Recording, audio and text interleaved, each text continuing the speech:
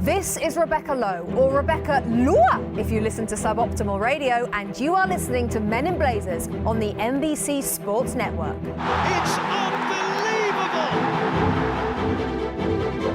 unbelievable! From the Embassy Row Studios in the crap part of Soho, it's the Men in Blazers podcast. And you are listening to Pod Save the Queen. Is that what we're calling it now? I don't know.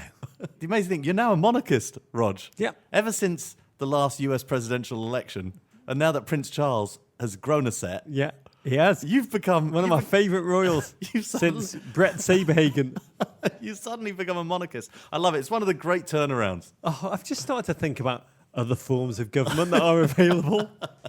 Let's just say that. Yeah. But you know what? All of that conversation does go on our political podcast, Keeping It 1700. Yeah. So let's just move on to other subjects. We don't talk about politics on this podcast. Yeah, we don't, ever. We just talk about football. But last week, if you were unlucky enough to listen to our Valentine's Day pod, We don't talk about football much, to be honest. why would we talk about football, Dave, when we can talk about many other subjects that are available? For instance, last week, if you were unlucky enough to listen to our Valentine's Day pod, we talked at length about our different positions on love. And you told the ballad of your first base with a girl in the gold dress. We received, I've got to say, a bulging mailbag. We did. As a result, that noise that just came out of your mouth. I know, I just remembered it. It was like, I imagine that's like the kind of noise that comes out of Andy I know, Carroll's mouth but late do you night. know that I forget everything? I'd completely forgotten what you were talking about for a second, and then I remembered all about it. I went back again. Well, we got a bulging full mailbag. Yeah. And here's a letter I really, really liked from one GFOP. Yeah. Mr. Seth Schwartz. I'm Yeah. going to read it in full. And Seth, send us your postal address because you deserve a patch for this masterful piece of poetry. Yeah. Seth Schwartz writes, "Your show about love was sheer torture, boring and endless. If you want to talk about love, Tracy Chapman and other irrelevant, boring, grossly self-indulgent caps matters, start another pod caps called Stupid Boring Stories That No One Cares About." Oh, it's a good idea, actually. So Dave, Well, we should do that. let me ask you this. Yeah. How would you like to die? Why? Because you think he's going to come and take us? We never talked. Come and take us it's just out. fascinating. We never really talked about it. We've talked about how we'd like to be buried, but we've never really talked about if you had a choice. 'Cause I've been thinking a lot about it this week. Which way would you like to go? So we spoke on the pod, I don't know when it was, maybe a year and a half ago when I had my near-death experience when I almost died. Known as the near-death Yeah, experience. when I almost died on Melrose, ended up doing a full 180 spin into traffic coming the opposite direction on Melrose. And I thought that was it. I thought I was really going. Yeah, you felt And like- actually you in that felt like moment, you're in the Bourne Identity. in that moment, I also thought, not a bad way to go, because it's immediate. It would be sudden. You'd just be taken down by an 18-wheeler and ploughed out. And You'd be it would all be over. smited. You haven't had any time to think about it. It would just be done. And yet that would be horrible for my children to have me go so suddenly. So who knows? But since then... Stop thinking about your children. Think about yourself. No, but since then, I thought, like, watching my mum go, I wouldn't want to go like that. Wouldn't want to go slowly when I'm old. Yeah. I don't want to go like that. It's awful. Yeah. There isn't enough morphine in the world to make me want to go like that. Oh, so I don't sounds know. like a beautiful love song. There's not enough morphine in the world to make me want to go I like still that. have a dream. I still have the dream. Yeah. Blackadder style.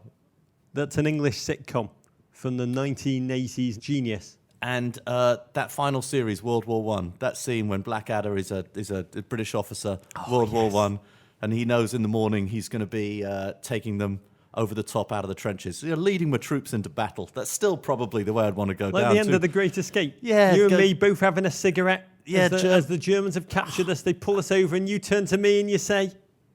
I've never been happier. In many ways. And then we hear the click of I've the never machine been gun. happier. Yeah. I don't know. I wouldn't want to go... not that I wouldn't want to go with you, Rog. Yeah. But I don't know that I'd want to What are go you as saying? a prisoner. I would like to sort of... That idea that maybe we're going to get through. Maybe we're going to lead the charge against that machine gun placement. But ultimately just get chopped down like I'd that. be Donald Pleasance, just Leading- blindly stuck in my aircraft with my glasses smashed. Yeah. I want to make a statement. I think death is great. Well, without death, there's no life, I Rog. was going to say, without death, there's little motivation to get off the couch. Yeah. It's only known that time's finite. that we get out, we create only because of that. I mean, it's like what Stevie G, The Wisdom of Stevie G, a book forthcoming, told us about the weather in California. He said, unless you have rain, you start to take the sun for granted. Same about death. You have to have death so you really live life. And I've talked about on the pod before about how I want to be buried. I'm going to repeat this because I'm in a morbid state of mind. My best friend from Age Zero, Jamie, who you've met, singing an a cappella version of Russians Love Their Children Too in his deep, rich bass voice. I mean, rarely has a more cliched set of lyrics thought itself to be more self-important. Thank you, Sting. And I think by the time you get to there is no historical precedent to put the words in the mouth of the president, just everyone will be giggling together around my little grave. By the way, can I just say, there is so no way that Mrs. B ever allows this to happen. No, you can fantasize about it, but Mrs. B, he wouldn't even get to walk up and get through the intro before Mrs. B would yank him. It's just not happening. I think she'll have me lowered to the English Beats version of Tears of a Clown. But in terms of how I actually get into the coffin, I'd always thought, Dave, I'd always thought rather unimaginatively, I thought one of two ways. I thought I'd either like to die in my sleep, which is how producer Lexi told me she'd like to go, or the Dixie Dean way, the great Everton striker of the early 20th century who had a heart attack during a derby. I think Everton had just scored. Sadly, they went on to lose the match, but Dixie was no longer conscious. The second Everton lift the Champions League trophy, I'd just like to go. Just then, David. That's probably it. Just go right at that moment. But I've had a rethink this week, which I guess is why I'm asking you. I think this is the new way I'd like to go. Okay. I'd like to be poisoned by a smiling assassin in an LOL shirt. Probably tops down in my sleep. It's just so much more memorable. Uh-huh. Yeah. So if you're listening, North Korea. Anyway, enough of that. There's more work to do before we die, David. Yeah. No days off, as Billy Belichick would say. The work continues. Yeah. Men in Blazers, alive. If we're still alive, Davo. Yeah. We'll be back next Monday. Sorry, America. Kicking off 5:30, right, producer J-Dubs? After Leicester wet themselves some more against Liverpool Football Club.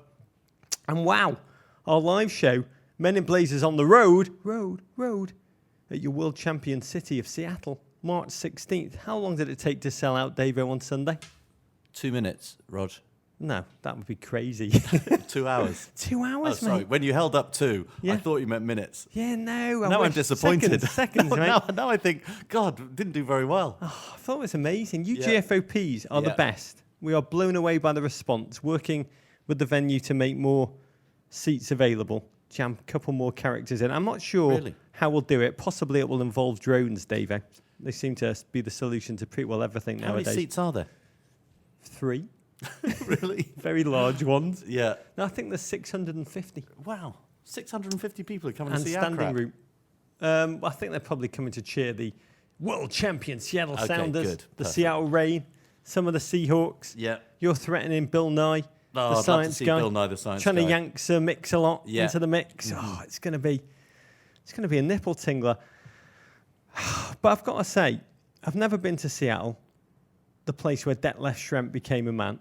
I can't wait to taste the chicken made by the original Ezel at Heaven Sent. Yeah. And thanks to all of you, GFOPs, for sending in a deluge of what we should do in Seattle suggestions. Especially adore the several hundred of you who have written in with the suggestion, drive to Portland. Yeah, well, those would be the Portland people. Cascadia Cup rivalry. I would like to go to Vancouver. Never been there. Never been to Vancouver. Never been. Lived? I've never been to Vancouver. You have never lived. It's one of the most beautiful cities I've been to. It's one of the few cities I've actually landed in. I thought, wow, I'd love to live here. Wow. Love to live. It's just the outdoors, Okay, Rog. good. The outdoors, Rog just wants to walk across the hills singing slightly German Teutonic songs. The hills are alive. We got a lovely email from Washington-based GFOP Jem Wisemore, kind of captures up the sentiment of many of you and the response we've had from Seattle. She said, just got my 4 tickets. Can't wait to host you in our dreary, raining city. Rog should feel right at home. I can't wait. You make it sound so me, Jem Wisemore. You GFOPs, you're just the greatest. It's not just me posturing. We've both been blown away repeatedly over the last couple of weeks by your generosity of spirit. I mean, we're still under a dark cloud here at Men in Blazers World Headquarters after our loss in the crap part of Soho. Alan Zapata, David. Oh, my God. Alan, who is our engineer on Men in Blazers, and at Embassy Road, worked on a bunch of our shows. Oh. He'd been sick for a while, had cancer. It suddenly got worse, and Passed away age 40, yeah, leaving behind his wife and a 2-week-old baby. yeah. However, I must say the most amazing thing about Alan, number one, his sense of humour till the end, and his sense of humour always with us. I mean, I don't think Alan had ever watched a lot of football before he ended up being with us. He probably hadn't spent a lot of time around two bald idiots like us, but he got into our show in such a sensational way. He used to make us laugh all the time. He used to record things on loop that guests had said or that happened with guests, and he'd play them back to us the whole time and keep us in a good mood. Once Shaggy came in, and Davo made him say "Rog" in the way that he always shouts "Shaggy" when he runs out of lyrics in his songs. And whenever Davo and I were pissed off, like things editing. were not going right, we were up against a deadline, everything was just going static, the wigs weren't sticking, my fringe was just not lying as I wanted it to, whatever it was, the toupee work was not up to the level we demanded. We'd be sizzling in the studio, and he'd just push that button, Rog! and then if it didn't work, he'd push it again. Davo! Never. So good. Never failed to make us always giggle. Good. It was always good. His comment to his wife close to the end that, not in any way bemoaning his state, bemoaning his illness. He actually felt like the luckiest man in the world that he got to actually experience the birth of his child and actually got to hold that baby. So really, really moving stuff. Alan, you were so vital to Men in Blazers in the building of that show, in that little closet, that little corridor control room that we built. We wouldn't have got the show on air without him, and You're to blame. yeah, you are to blame. We just should say one thing about Alan that I'd say is about bravery. Is Alan's bravery through this whole thing. He would come in patched up, honestly, with arms in slings, bandaged, having taken his drugs, having come off therapy, and he would just sit there and get into his work, sitting there running the engineering for Men in Blazers.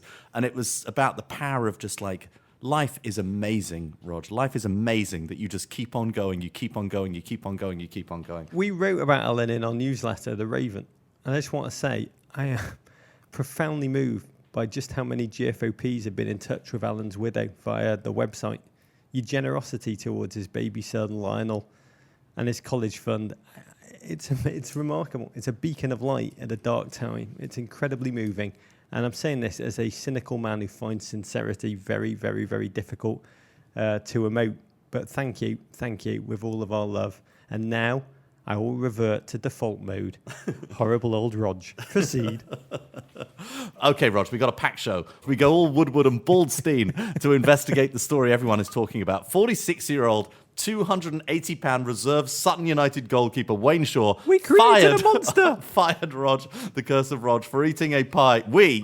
For eating a pie on the bench during the team's FA Cup tie with Arsenal. We celebrate non-league Lincoln City's victory over big league bully Burnley. We're Oh all my God. imps today. And we breathe a massive sigh of relief as Mark Clattenburg puts his Saudi Arabia sojourn on hold. Thank you, Mark. Okay, to the football. Rog, crack open the Guinness. It's hard to know what to toast in an FA Cup weekend in which most of the clubs are either trotting out reserve sides or in warm weather training. Liverpool in Spain, Everton in Dubai, Sunderland elected to womble round the freezing New York City. And I did enjoy all the emails from GFOPs who reported in how shocked David Moyes was when they strolled up to him on Broadway and just poked him in the shoulder and were like, "Oi!" Oi. So I want to raise a glass to something far more remarkable and newsworthy. And you join me in this. Producer JW just got engaged. Are you kidding me?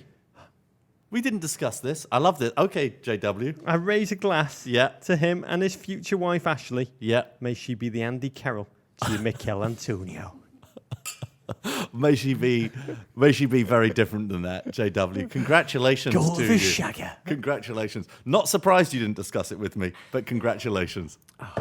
You're going to get married on the field at Ipswich. Portman Road, right? Oh my God, that would be an amazing You should wedding. always get married where you want your ashes to be scattered.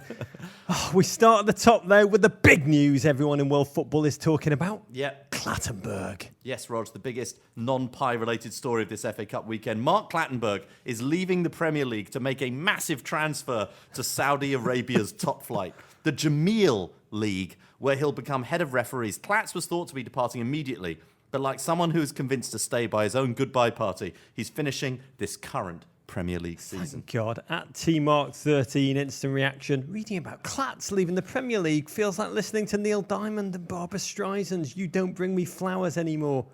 On repeat, yeah, it used to be so natural to talk about forever. At Fly Goal Scored said, bloody hell, 60% of all Men in Blazers jokes are moving to Saudi Arabia. Yeah, we're the percentage is actually higher than that at Fly Goal Scored by. Clatts was actually, as you say, meant to leave immediately, which was numbing. But it was announced on Monday, according to the tabloids, that he'd made a U-turn and will referee Premier League games again, like a farewell tour, apart from please God make it really his last one. Do the players have to give him a guard of honour, Davo? Is that why he's sticking around? Oh, my God. I mean, this is unprecedented. Yeah. You know, the most famous referee in the world before Clatts, probably Collina. Pierluigi Collina. Powerballed. But Pierluigi made himself the centre of attention because he was just so bloody good. Mm-hmm. You couldn't take your eyes off him when he was refereeing a game. Yeah, he wasn't like walking around being like, everyone, you're all asking yourselves, do you wanna? But and you wanna. He was just refereeing the game masterfully. But here's the awful thing about Clatts. Clatts has actually got the reward for making himself the centre of attention and making himself famous. He's got a transfer where...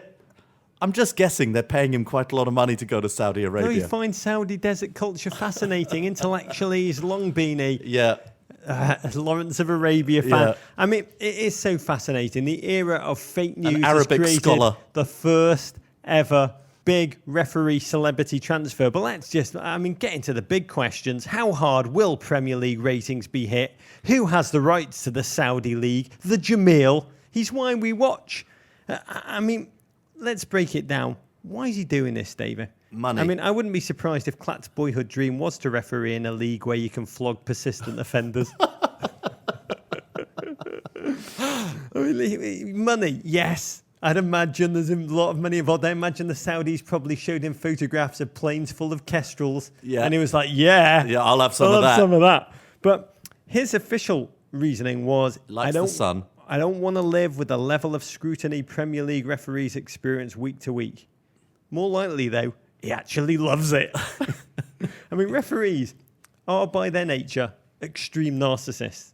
We've talked before about a psychologist who studied elite referees and declared them to be, quote, and I love this quote, who isn't one of these? An anal retentive control freak with no personality, prone to childish sulking fits if they don't get their way, and who becomes worse the more attention they get. What they don't get in English football is, as you've said... Yeah, the dosh. The dosh. And if you think about it, Clatts, who's refereed every big game in football and has got the tattoos to back it up, he's always been entrepreneurial. He once unveiled a commercial for a hair loss clinic and hair plants. Yeah, it's not real, ladies. But for him to be surrounded by multimillionaires, more famous than many of them on the football field, but getting paid a fraction of their salaries, must drive him crazy, David. Yeah. Latest figures I could find, refs earn a base of $81,000 a year and around $1,300 a game. It means they make from refereeing about $125,000, or a third of what Wayne Rooney makes every week. Yeah. Look, money is definitely a factor, but also don't underestimate, for people living in that rainy, cloudy, somewhat depressing island, Albion, Rog, is how much they fantasize about being able to go and work and live in the sun.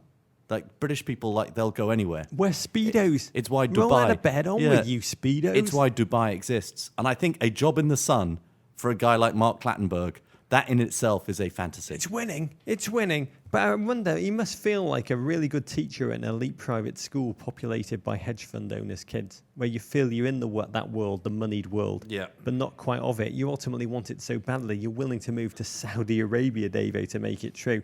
I don't know much about that league. Do you know anything about the league? Is it competitive? Is it good? Is the standard improving? I think it's probably perfect for him. You can't name a single player that plays in it. And the only person anyone will know is him. It's his fantasy come true. It is absolutely fantasy. But I will say, Premier League, I know you're listening. You're a GFOP Premier League. Message to you. Go big or go home. Put in a blockbuster trade for Ed Hockley. Or else the league's vanity levels, they're just going to plummet, drop 47%. It's going to be fascinating, David. I want to make a documentary following Clats around Saudi Arabia. Clattenburg of Arabia. It's a very fascinating persona. I can imagine him refereeing at a kafir, just trash-talking players with lines like, "Thy mother mated with a scorpion!"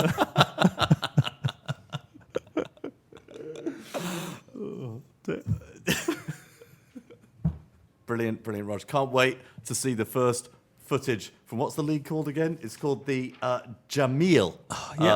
We might need to see if we can get that on NBC Sports. They won't know what's hit them. Okay, Sutton. You're to the FA Cup, Rog. Sutton United 0, Arsenal 2 after last week's long night of Champions League humiliation in Munich. Arsene Wenger's men muster the courage to dispatch the fifth-tier chocolate and amber in front of just more than 5,000 at Gander Green Lane. Goals from Lucas Perez and Theo Walcott, his 100th for the club, Rog. Signal the clock striking midnight for vaping Sutton manager Paul Dogswell and his merry band of part-timers. But after the game, all of the talk was about the man who guested right here on this very pod last week, Wayne Shaw. We created a monster, David. You created a monster, Rog. A pie monster. Yeah. More on Wayne Shaw and the burgeoning pie rights movement in a mo. But Arsenal, we got to start with them. Spare a thought. 1 minute, you're taking the field at that modern technological marvel that is the Alliance Arena in Munich. I love that stadium. The next, you're shivering and pissing down your own leg to try and stay warm while you're standing under one of the 4 cold showers at the visitors' locker room at Gander Green Lane, wondering where the hell it all went wrong. Although you certainly played better in one environment more than the other. But if that isn't a metaphor for life, David, don't know what is. On Monday afternoon, Arsene Wenger's Arsenal, bougie, pampered Premier League elitists, they had to sully themselves at 5,000-seater Sutton United Stadium, the Borough Sports Ground at Gander Green Lane, against Sutton, whose team of semi-professional painters and factory workers trained just twice a week. They really couldn't win, even though they ultimately, thank God, did win. America, to put this into your context, it's like watching explorers descend into the unknown, or in terms you can understand, like seeing the Knicks play against a team from Kenny Graham's West 4th Street League in the cage. And I love, before kickoff, Sutton manager Paul Doswell just paraded round like a father of the bride on her wedding day, while the vol au vents and pigs in a blanket were being handed out post-ceremony at his local working man's club. Arsene's face, it was more like the groom's dad, who just didn't want the wedding to take place in the first instance because he fears his son is marrying down. It was all a class below his. Couldn't have been sourer. There was like no happiness, no warmth, no party. He just turned up with his bouncers and was just like, let's get this over with. I used to have an aunt, Tisha, who would always say to me, she's spoken abbreviations a lot, and she'd always say NQOKD, which was not quite our kind dear, that's very NQOKD. That's exactly That's a T-shirt. It was NQ. OKD, not quite our kind dear. Yeah. And to be candid, the game was even from the outset. It was like watching 2 teams, each part-time footballers in their own different ways, for clash for 25 minutes. Arsenal, just a complete lack of confidence after that Bayern thrashing. Sutton, so up for this, so used to their synthetic turf, playing with bravado, too much bravado, as it turned out. They just overextended themselves. Lucas Perez countered, cut in from the right, drove the ball across the box. Theo with his signature whiff, confusing the keeper, and the ball found the corner of the net. 7th goal of what has been a playing time reduced role for Perez, a frustrating season. But as the ball nestled into the back of the net, I just felt like I was living back in primitive times and had just heard the news. Unicorns had just died out. Sutton did huff and puff though, Rog. Yeah, didn't quite play like Bayern, but they gave it their best. Yeah, they were like a journeyman boxer, knowing they had a puncher's chance. Yet the miracle on turf, it was not to be. Theo Walcott finishing sharply to kill off the game after a series of defensive mistakes by Sutton. It was Theo's 100th goal, and to me, just as impressively as the goal haul, he had the self-awareness not to celebrate for fear of looking like a total bully. He's the 18th gunner to hit that mark in all comps. Few have achieved it in a more killjoy fashion. Arsenal fans finally exhaled with a rendition of their specially written song, Lincoln City, We're Coming For You. Oh, English poetry. What pleasures were left? Rory Deacon hit the crossbar for Sutton. If it would have gone in, it would have been like Seabiscuit scoring a bloody goal. But then, The hero our times cried out for, roly-poly goalie, Wayne Shaw, appeared to bite into a pie of his own volition at first, Davo, on the sideline, on the subs bench during the second half, a moment which Fox showed, as they should have done, in glorious, delicious slow-mo. And it all for a minute felt like it's why we watch sports. Until we quickly learnt he'd been encouraged to do so by the worst tabloid in the world, the Rupert Murdoch-owned Sun, and their betting company, who'd offered 8-1 odds on us eating a pie from the bench, which in American terms, it was as if a beautiful, pure moment actually turned out to be staged marketing ploy for like GoDaddy or Hooters. At Relaxtorium asks you a question, David. Is it possible to have anything more English than this scandal? The speed at which the poor guy was built up and torn down, and that it's pie-based. No, I think actually it's the pie-based nature of the scandal does make that the most stereotypically English scandal of all time. I mean, Americans are very good at building up people and pulling them down very fast, but the pie-related nature of it is definitely something. I mean, I don't know. I sort of feel bad about it. I feel it's sort of the media created this, Rog. The media and Rog. Are you squinting or are you looking at me? The media, including Rog, I feel guilty. Created this. I feel an incredible amount of guilt. And then when he does exactly what everybody believes, motivated by the media, he's now suddenly public enemy number one. And look, at what point, sport and entertainment, they're fairly connected at this point. So it's all quite sad when it comes down to it. At Rosewater Trout tweeted in, if pie eating is a crime, then are we not all criminals? Yeah. If only it was as easy as that. I mean, to your point about feeling guilt, I feel a tinge of guilt. I spoke to J-Dubs as it went down, and he and I both felt terrible. Yeah. I mean, we contributed to giving this man his 15 minutes of fame. We encourage him to be a modern-day Icarus flying too close to the pie. Yeah. But his moments of fame all apexed in the wrong way. I mean, a way which contravened gambling laws. And betting rules are betting rules. And what Shaw did, influencing the betting market, the Sun had offered 8-1 odds that he would eat a pie. He then ate a pie. It was wrong. Yeah. But it does gore me, I've got to say, just let me make up a theoretical instance. Let's say there was a man called Sepp Blatter who'd peeled money away from FIFA for decades. Yeah. And the authorities take forever to bring him down. Yeah. But they can move against a 46-year-old man who sleeps on the training ground sofa 3 nights a week, vacuums the stadium before games. They can kneecap him within 24 hours. Oh, life moves at you fast, Wayne Shaw. And Sutton's vaping manager, Paul Doswell, said last night, Wayne's absolutely devastated. Tears down the phone this afternoon, which made poor Doswell sound like George after he just shot Lenny in Of Mice and Men. At Heath Stack tweeted in, as Two-Face said in Batman, you either die a hero or live long enough to see yourself become the villain. And it was also quick, Dave. I think Shaw became a scapegoat for taking the attention away from the team. But the team had already invited in evil by having the Sun sponsor their stadium and jerseys for this one-off game, which is like bringing wolves into a hen house full of fluffy, cute non-leaf chickies. And from a human perspective, Sutton was everything to Wayne Shaw. Just listen to our podcast and you understand that. It's pretty well all he had. And on what should have been one of the greatest days of his life, his pie turned to ashes in his mouth. He's had his own identity stripped from him. He's out of a job, Sutton are out the cup. And the saddest part is that the Sun, that wretched tabloid outlet of the worst kind, is the only real winner out of all of this stuff. At Ingler Hofferstern tweeted in, we know our gustorial rights. You cannot stop the hashtag Occupy movement. Puns are the best jokes, Ingelhoffen. Let's remember Sutton then, Davo, for the good things. There were so few fans at the tiny little sports field, despite it being sold out, that you could hear through the game just the conversation of clusters of supporters were having around the field, one of which was a long-running and furious second-half argument about whether or not Arsene Wenger was, quote, a granny shagger. That's good. Well, he's moving up in the world.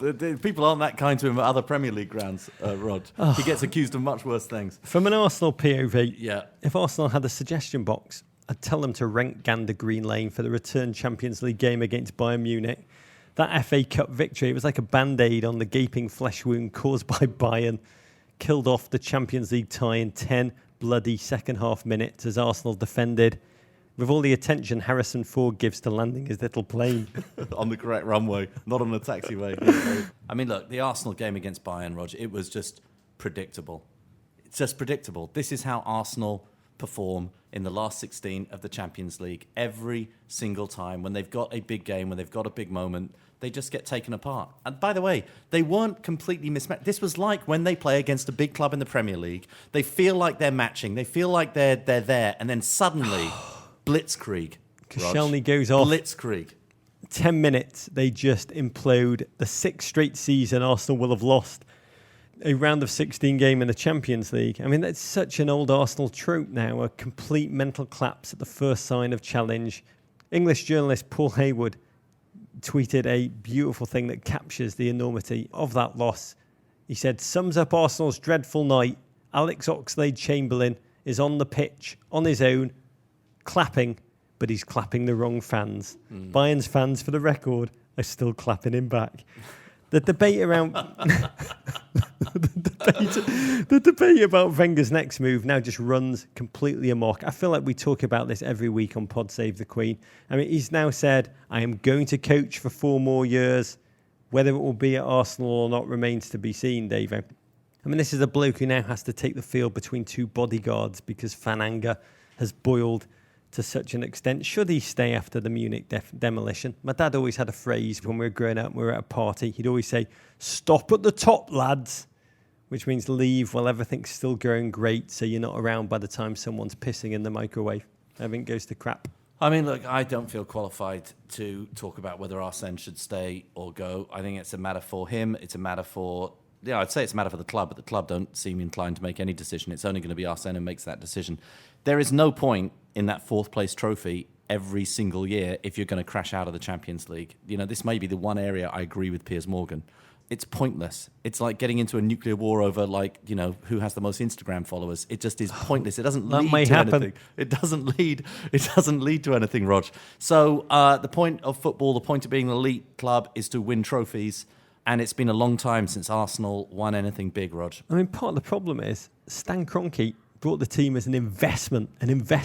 Right now, he views his club like this. They're one of the richest teams in the world, huge amount of cash in reserve, an ATM of a stadium in one of the most popular cities in the world, and just stability of consistent Champions League qualification. If you are Stan, not a football fan, not a football man, that's probably how you think about your team. And in that light, Arsene's doing what he's meant to be doing, keeping up the pretense of a challenge. I mean, only 3 clubs have qualified for the Champions League every year for the last 20. It's astonishing. Arsenal, Real Madrid, and Bayern Munich. But Arsene's not meant to win. And that's the dislocation with the fan POV, with Arsenal fan TV, if you like. And ownership, they think differently. Fans' minds are filled with hope. They want the team to take the next step forward, and win things. Owners' minds are filled with fear. They look at disruption. They look at transformation. They see Manchester United and see how that brand, has struggled post-Ferguson, and they shudder and just embrace a lukewarm bath of the status quo. Well, this is what makes sports interesting, is that the brands of clubs are not just about the people that own them and the people that play for them. The brands of clubs are also about the fans, about the people who support them. And this is where that investment, I say, starts to look a little bit shaky. Yes, they're still playing attractive football. Yes, they still play the football that Arsenal fans demand. But at the point that again and again and again and again you aren't winning trophies, the fans are going to get frustrated with it. And the fans, there's a disconnect in that brand. And that brand isn't as strong. And that's what makes Arsenal valuable, is the strength of their brand. One lovely note to end on. Sutton manager, the vaping Paul Doswell.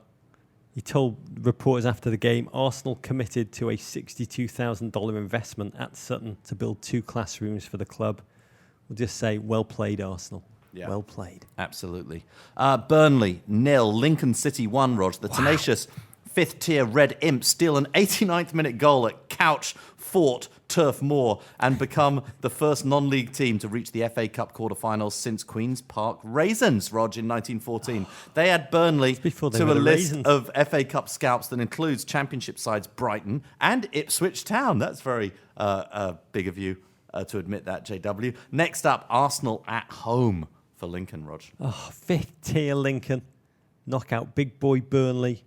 Quarterfinals, inheriting the last purveyors of the magic of the FA Cup trademark baton from Sutton, and prove to Chelsea fans that Fortress Turf Moor is not impregnable. To put this in American terms, which I've done several times today, It's like an independent league baseball team, the Asheville Tourists, the Wichita Wingnuts, the Batavia Muck Dogs, any of them. If they beat the Milwaukee Brewers at Miller Park. Bratwurst.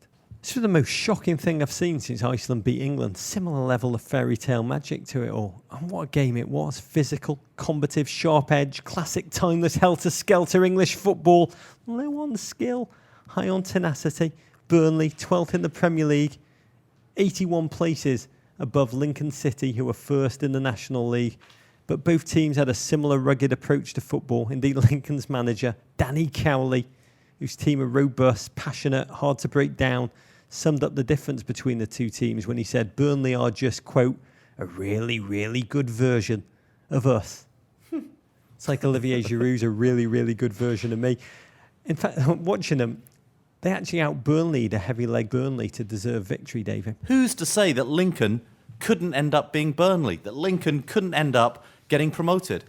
We've seen Wigan go from the 4th tier of English football all the way up to the Premier League. Why couldn't we see Lincoln do the same? Well, they've got savvy leaders, the Cowley brothers, the Duffer brothers of non-league football, Danny and his assistant Nicky, his brother, pair of phys ed teachers until last year who've powered their club to the top of the National League. It wasn't luck this game, David. They had a game plan and it worked in front of their 3,210 travelling supporters, which the club, nicknamed the Imps, called their Impvasion.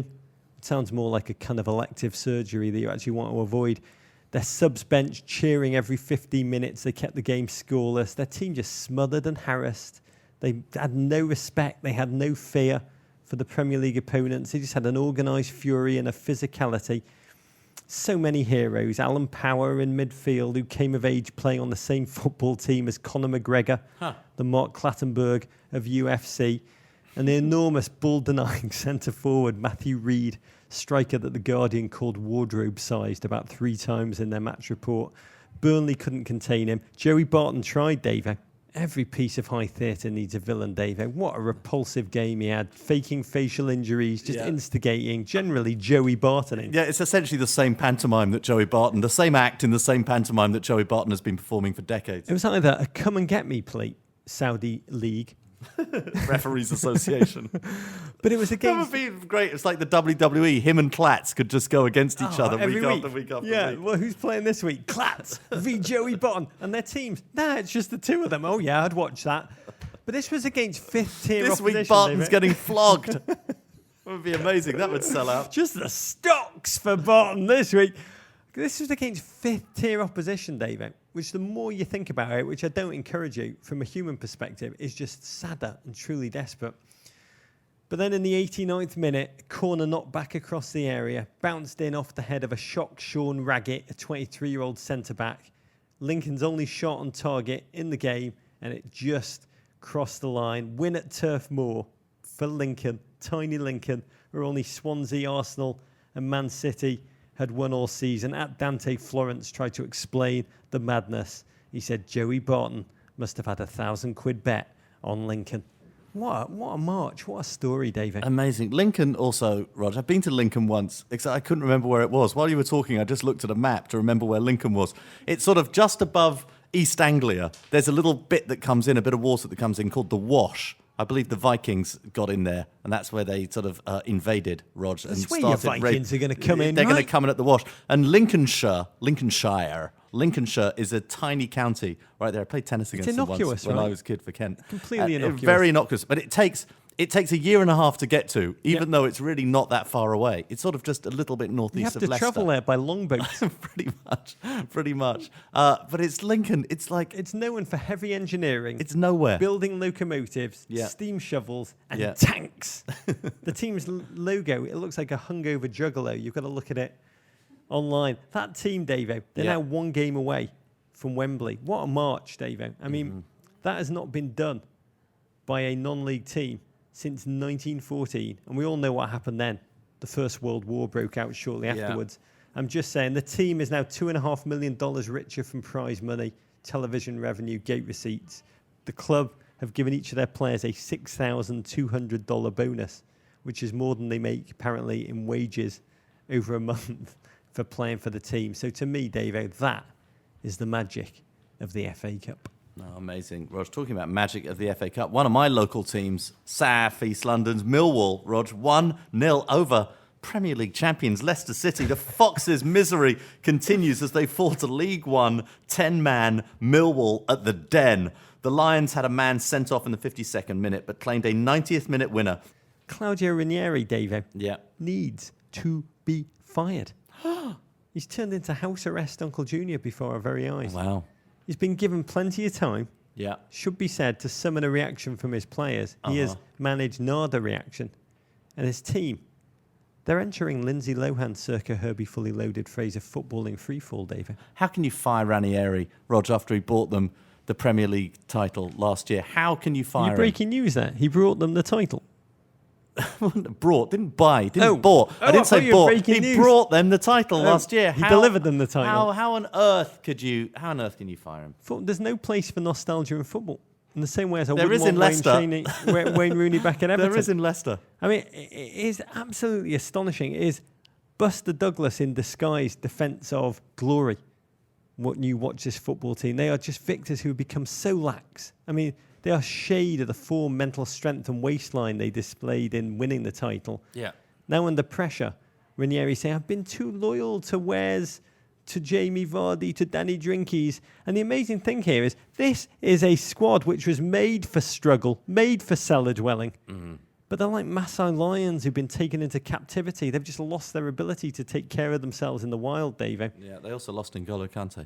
They lost N'Golo Kante. This was no one-man team in any regard. They've just abdicated their place at the top of the food chain, become everyone's prey, even Millwall's. Everything is in ruins, and I think it's going to end full circle, Davo. You heard it here first. Whoa. Within a season, Jamie Vardy's going to be back playing for Fleetwood and working in a factory. Respect to Millwall, like. The beers on the coach on the plane. Less on the plane, just beers on the coach. That's what it's going to be for Jamie Vardy. Beers hitchhiking. Yeah. And it'll be special brew. Yeah. No, respect for Millwall, though, Rod, you're exactly right. This Much maligned team. And they're much maligned team, terrible. Frankly, Millwall have got a pretty horrible history of violence and various incidents going on down at the Den. They've been in a big battle with their local council, with Lewisham. To lose the stadium, council. which they have won. A council that I've been in battle with as well over various issues. So, but they've had a good few weeks. Let's just say they're London's most authentic football club. They are. But they're staying at the Den, apparently. A cauldron. They're going to stay at the Den. They're now on this sort of fairy tale FA Cup run. Good for them. It is a run, Dave. They've undone Premier League, Bournemouth, Watford, now the defending champions, which would be huge cause for celebration in England if Millwall were not feared more than they're loved, as Chaz Palminteri would say. Now to some of the bigger teams. Blackburn 1, Man United 2. Jose Mourinho and co. come back from 1-0 down thanks to goals from Tickle Me Marcus Rashford and second half sub Zlatan Ibrahimovic. United now set to travel to Stamford Bridge for a quarter-final tie with Chelsea. That's going to be a real football game, Rog. Yeah, this was a real football game. United actually had to work hard to overcome one-time Premier League champions turned fallen heroes and Championship strugglers, Blackburn Rovers. They needed Zlatan off the bench to ice their foe. The 35-year-old has now scored 24 goals in all competitions, found the back of the net in. Are you ready, Davo? The FA Cup, Copa Italia, Spain's Copa del Rey, and Coupe de France, but not, we should add, in the big one, the US Open Cup. This following a midweek Europa League hat-trick against San Etienne, after which he said, "Wherever I went, I won, so I'm like Indiana Jones," which means he goes back to college where he was a teacher at and he's named associate dean and ends up getting married to the feisty Marion before everything's said and done. Yeah. And pilot small planes, Roger, and lands them on the incorrect runway. They're still on track to win the plastic treble. All Mourinho's team, League Cup, Europa League and FA Cup, which Liverpool did in 2001. And United fans laughed at them. But how Mourinho would love it as a symbol of progress, like the old Yiddish joke about the crap budget tailor who implores his customers to never mind the quality, feel the width. Chelsea await in the next round. Oh, it's going to be a good tie. In other United news, Mourinho admitted yesterday he can't, quote, guarantee Wayne will still be in Manchester United in a week's time when, suggestion, China's transfer window closes. Rumours abound about Wayne going to the Chinese league. Poor bloke. All he knows about China is Wings restaurant. He's in for a rude awakening for Rooney. It's going to be hard. Huddersfield 0, Man City 0. German-born American manager David Wagner's championship side fails to score against Man City at the Kirklees Stadium, despite Claudio Bravo playing in goal. Yes, he did. It was a reserve team, Davey, for City, plus poor old Kun Aguero, who sullied around the field as if embarrassed to be playing on a City team so depleted. Not just Bravo, but Jesus Navas got a game. Huddersfield also made 7 changes to their best team. And without David Silva and KDB, there was little thrust to Guardiola's team. In truth, the replay is probably the last thing Pep would have wanted as the schedule crowds. Huddersfield Town's en vogue manager, David Wagner, was a ebullient post-match. Wagner, as you mentioned, the Klopp disciple, former US international, who's become quite coveted in football circles. His dad was a US serviceman, his mother German. And while I adore this story, if Huddersfield make the Premier League, they're currently 3rd and probably playoff bound in the Championship. This is not a triumph of American football culture. He won 8 caps under the Steve Sampson dark days, but his footballing acumen was shaped in Mainz on the Rhine. Yeah. And his making the Premier League is very different to an American-born manager whose footballing know-how was shaped by American soccer culture, running a Premier League team. So cheer for him, but I think there's a huge difference. City proceeded to delve into the Champions League against Ligue 1 leaders Monaco. Yeah. What a game, Rog. Breathless, ecstatic stuff. 8 goals, high-octane flank play, no goalkeeping whatsoever. And John Stones, God love him, he is so haphazard at this point. I just imagine... Brings you no pleasure at all. It really is remarkable to watch him. His career's getting to the point where he's in great danger of Melissa McCarthy actually starting to play him on Saturday Night Live. The more I believe we got a DeMarcus Cousins quality steal in selling him. We should have thrown in Hibbo for another 100 million. Yeah. This game was like an NBA All-Star game. Just no defence. And I've got to credit City for having the resilience to come back, even though the tie's far from dead. At the end, Pep charged down the sideline, tried to do a Conte jump, and he stopped, just turned the other way, kind of pogoed awkwardly in place, and then just charged forward and leapt again. I just love Pep. Watching him, I realise he's just not a man that's very practised at being happy. We haven't seen him smiling a lot since he got to England. Wolverhampton Wanderers 0, Chelsea 2. Championship scrappers Wolves hold Chelsea scoreless before Pedro, my Valentine, Rog, picked the lock with a 65th minute header. He knows it too. Diego Costa is playing wonderfully. So there's a little bounce in his step, Rog.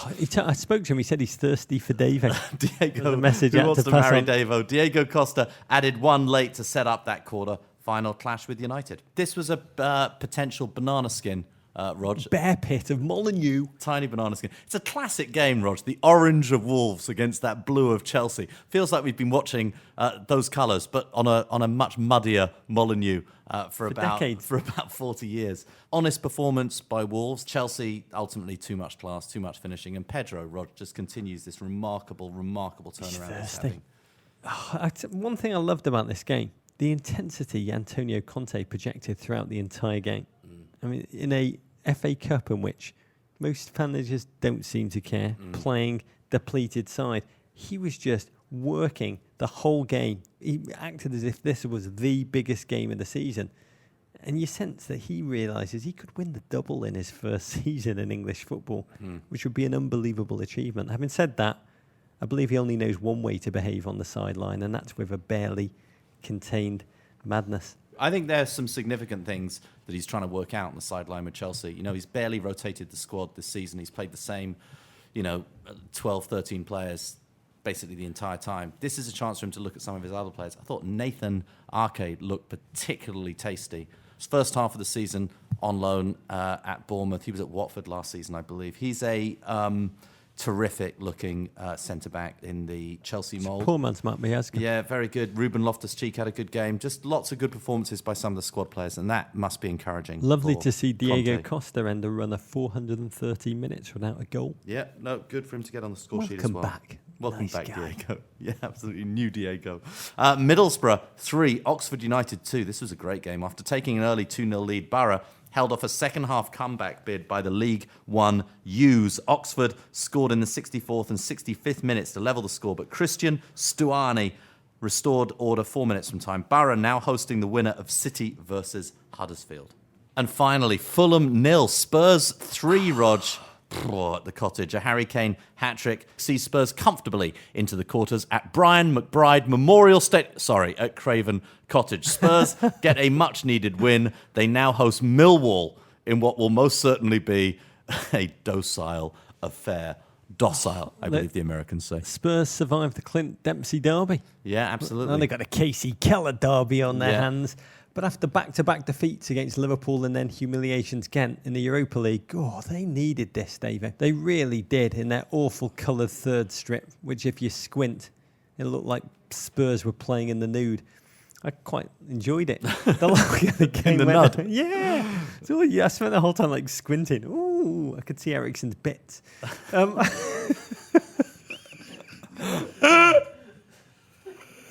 I should release an album called Eriksen's Bits. Yeah. The longer the game went on, the better that jersey looked. Eriksen freewheeling and assisting with his bits. Harry Kane doing what he does, which is make incredibly difficult finishes seem easy. I interviewed him and asked him how he always seems to be in the right place at the right time. And he looked at me, he goes, I honestly don't know. But it's just an instinct born of rigorous practice. And so it was in this game. His opener was Spurs' first open play goal in 375 minutes of football. His second, in which he flicked the ball through the goalie's legs without looking. It was just a fantastic piece of outsider art. Only dark side, if you want to be picky from a Spurs POV, Harry Kane stayed on to deliver the hat-trick, and that Pochettino didn't trust the misfire in Vincent Janssen. Give him a little run out, get his confidence up in what turned out to be a spanking. Very good, Rog. Fantastic stuff. Talking of fantastic, Rog, your Spurs documentary, To Dare Is To Do, debuts this Sunday at 11 a.m. right after Spurs play Stoke City on NBCSN. The film features Mauricio Pochettino, Chairman Daniel Levy, Hugo Lloris, and Harold of Kane.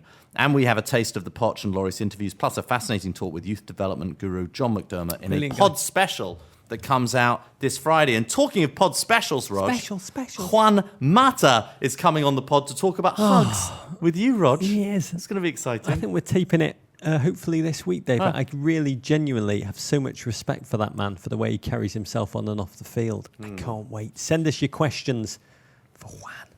Okay, MLS news. We're just 8 days away from the start of MLS's 22nd season, Rog. The narrative building with Clint Dempsey set to return as the Sounders defend their title. Dax McCarty will make Chicago a paler shade of ginge, and some new names and new teams. Yeah, God, hearing you say that, Davo, I realise I dreamt of MLS last night.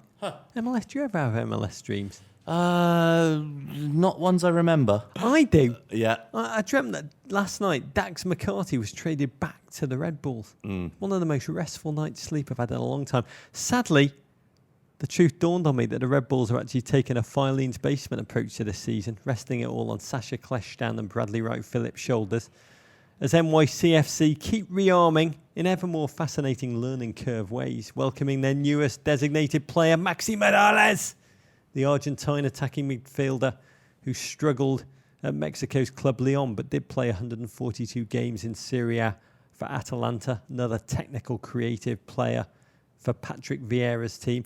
Welcome back to MLS 2, and we mean this, as you said, with all of our hearts. Clint Dempsey, who's been fully cleared to play football again after battling heart issues. We will see you in Seattle, Clint. I love saying that.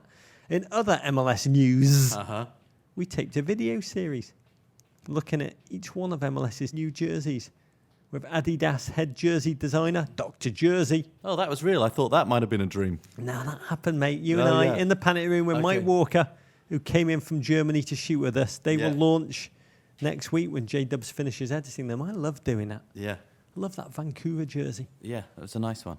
Okay, the winner of the coveted Guinness Men in Blazers Poet, Philosopher, Soccer Scribe, Raven of the Week is from Aaron Presley in Southern California. The time has come for me to pick out my first suit, gentlemen. I have lived a relatively carefree life consisting of T-shirts and soccer apparel, with relatively little to no knowledge of men's high-end fashion. I look to your wisdom, albeit crap wisdom. I am quickly approaching a career in law enforcement, and on many occasions, I have to wear a full suit for various interviews and occasions. What colour should I wear? What material should I wear? I live in Los Angeles, so sorry, Rog, no corduroy, too warm? Do the shoes have to match the belt? Does the size of the patch really matter?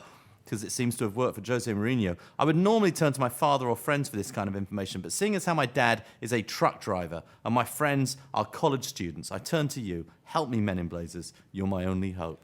Oh, Dave, I love that line about living a relatively carefree life consisting of T-shirts and soccer apparel. It's known in the fashion trade as Tony Pula chic. Very true. What should it be, David? Well, if you're going to own one suit, I think it's got to be a navy blue suit. Oh, For me, it's a navy blue suit. Most men look good in navy blue. It's just a good colour. versatile. Yeah, dark blue suit. You know, don't go for the $100, $150 suit. Spend a little bit more money. Get something with slightly better fabric. It will last longer. Will last you a long time. Navy blue suit, black shoes, black belt with that. How interesting. Dark socks. You can wear so many shirts with a navy blue suit as well. You can wear almost any shirt with a navy blue suit. I always find a blue suit goes best with holsters. Yeah, well, open carry. Yeah, holsters, 2 buttons. Yeah, two buttons, double vents. Yeah. It's beauty. You can wear it anywhere. Yeah. To work, to Yeah. weddings, to attack and destroy a large drug shipment belonging to Kaiser Soze's Argentinian rivals, or whatever you do in law enforcement. Yeah. Do the shoes have to match the belt, David? Great question. Yeah, they do. Yeah, your shoes have to match your belt. It's very en vogue in men's fashion right now to not wear a Yes. belt. Like everybody's going not beltless. comfy with that. Yeah, no, I feel like you need a belt. Some advanced men are going to wear brown shoes with a blue suit, but I think you've got to go black shoes. You're in law enforcement. You've got to go black belt, black shoes, dark socks. Have a white shirt, have a nice blue shirt, get a little bit of a Bengal stripe. You can maybe even work with a check every now and then, but I wouldn't. I'd just stay white, I'd stay blue, I'd stay a little Bengal stripe, a little blue and white or black and white stripe. You'll look Almost great. all of my formal shoes, David. Yeah. They're blue. Really? Yeah. I've got. You a do. lot. You've got those blue suede A shoes. lot I know of them. those. A lot. I've got a couple of blue belts. I'll often wear them whatever is on my feet. I'd never wear a brown belt with black shoes. That is a huge no-no. But as long as it's not a super formal event like a job interview, or for you in law enforcement like a big drugs bust, the same belt shoe thing, it's a rule. And I think rules are there to be broken. And the different colour belt, it's like the false 9 formation of style. But I'd always invest in a great quality belt. Great quality, but as good a belt as you can get. I think a great belt is just a friend for life. Often my only friend. Yeah, and also if you're refereeing the Saudi Arabian league, you can whip it off and whip someone with it as well, which is a good thing. That's Russ. why you would Yeah, reference. if you're going to have a second suit, or if you really don't like the navy blue, I'd go for a charcoal. Go for a good charcoal grey. I've got on a charcoal grey on right now. Yeah. Cashmere. Yeah, very nice. That looks gorgeous, Rog. What shoes are you wearing? Oh, it's black shoes. Black Look boots. at you. You look so conservative today. Okay, your weekend Going on the looks drugs bust right now. like this. On Saturday, a classic relegation 6-pointer as Palace Thank God host it's Middlesbrough at 10 a.m. Eastern time, followed by That's the Robbie Musto, Rebecca It Lowe is. showdown. followed by Watford versus West Ham at 12:30. Sunday at 8:30 a.m. it's Spurs versus Stoke on NBCSN, followed by Roger Spurs Film. After that, flip over to beIN Sports for Man United versus Southampton in the EFL Cup final. Rog, the Cuppity Cup Cup. Oh, with Ray Hudson. Yeah, custom guitar sting pending. Zlatan's And got to Monday beat it down his pants. And Monday- it sets a pulse. on NBCSN, it's Leicester versus Liverpool at 3 p.m, followed by our crap show at 5:30. There are many ways to connect to us. One is through our Amazon Emporium, which helps keep the show going anytime you go on Amazon for items big or small. Just click off the Emporium page. Men in Blazers gets a tiny percentage that allows us to cover the cost of creating the show. What are you putting in the Emporium this week, Rog? A book. Ah, Exit West by Mohsin Hamid, the British Pakistani writer who's written what's been hailed as the first pro-Brexit, post-Trump great novel. And it's pretty bloody good. The first half, the best half, details with exquisite, gripping methodological detail a city descending into civil war, the noose tightening around the neck of the local populace caught in between what he calls the drone-crossed sky. Some of the best writing I've inhaled this year. Second part of the book looks at the escape of two lovers thrown together by the conflict and their fight to survive, both physically and as a couple, amidst the violence of relocation and exodus. The thing I love about him is that few writers have a better appreciation of the dizzying conveyor belt of life, like Hamid, and anyone who's read his previous books, The Reluctant Fundamentalist and the amazing How to Get Filthy Rich in Rising Asia will know what I mean. He writes towards the end of this book, the apocalypse appeared to have arrived, and yet it was not apocalyptic, which is to say, while the changes were jarring, they were not the end, and life went on. Please God, please God. Yeah. Roger, I'm putting in not just one book, I'm putting 6 books into the Amazon Are you upping me? Are you seeing me my 1 book and upping me to 6? As you walked into to my office today where we do the pod, you saw on my desk my new, well, it's actually used, it's old, 6-volume history of the Second World War. I didn't just see him, I wanted to make love to them. Written by Winston Churchill. I've been looking for a really good set of these for a while, and I walked into one of my favourite bookshops in the States, South Congress Books, down in South Congress Street in Austin, and I saw it perfect, and I bought them immediately. Looked on Amazon. There are quite a few copies of this available used. It's pricey, but this is a collection of books you keep in your house and you pass down to your, I've got my eye on my dad's children set. and your grandchildren. Hope It's amazing. He wrote in 6 volumes. So he not only presided over the Second World War as British Prime Minister, he then, after the war, between 1948 and 1953, some of those years he was also Prime Minister again by the beginning of the 1950s. Was it after that he wrote it, or did he write it before? And Well, then he was like the Premier League script writer. By the way, that's a very, very good point. The gathering storm, their finest hour, the grand alliance, the hinge of fate, closing the ring and triumph and tragedy. He wrote those 6 volumes. I've been dipping into them. I've read several excerpts. Just trademark Amazing. Churchill. Brilliant, brilliant writing. This coincidence, possibly, but those 6 book titles are also the exact same names as the titles of Mark Clattenburg's 6-volume autobiography. Yeah, true. Clats of Arabia. Yeah, visit Men in Blazers, the 6-volume history of my time in Saudi Arabia. Visit meninblazers.com to sign up for our newsletter, which we produce with our partner Guinness. A new issue flies this Friday. Rog? It is a beauty. If you want to sign up to it, sign up via meninblazers.com. Producers JW and Lexi pour an incredible amount of work into that, and I kind of crap some stuff out too. Oh. I want to close with one note, David. Yeah. It's a wow, you GFOPs are amazing note. Our relationship with the wonderful non-profit America Scores. Yeah. The organisation which empowers school kids to develop their mental and physical selves by teaching 2 of my twin loves, soccer and poetry. Oh, you love poetry. It's a real non-profit, creating a new generation of American athlete poets. God, I love it. It's as if I dreamt it. It's real, though. We asked UGFOPs to donate any no longer wanted soccer books you had lying around to Holly O'Donnell at DC Scores on 1224 M Street Northwest, Suite 200, DC 2005. And we just got a fantastic email from the organisation, because you never know what happens when you promote something. But she wrote, man, MIB has some fans. One blurb at the end of a newsletter. People had to read it, get a book off the shelf, and then go to the post office and do it within a few days.